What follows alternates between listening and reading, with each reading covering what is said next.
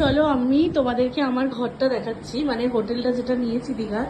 এই যে ঢোকার পরে এখানে টিভি আছে, এখানে ওরা দিয়েছে এটা একটা ইলেকট্রিক কেটেল দিয়েছে, তো চা যা ইচ্ছা করে খেতে পারি। তো এই হচ্ছে আয়না।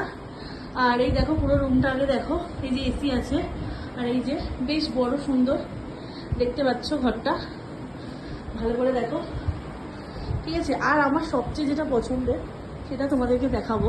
তো চলো বারান্দাটাই যাই।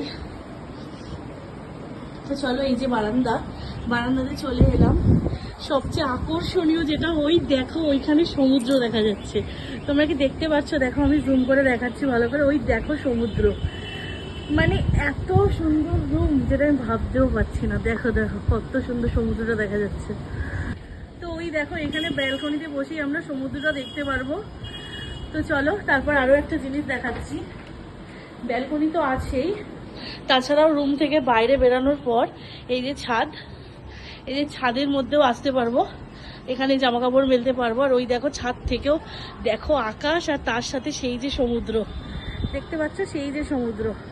রুমটা আমার এত পছন্দ, তোমাদেরকে কি বলবো। দেখো, তবে এই রুমটা প্রথমে দেয়নি, প্রথমে একটা অন্য রুম দিয়েছিল, আমি এটা চয়েস করে নিয়েছি। এই দেখো এর ওপর দিয়ে ছাদ। তো বলো রুমটা কেমন লাগলো আমাকে জানিও তোমরা।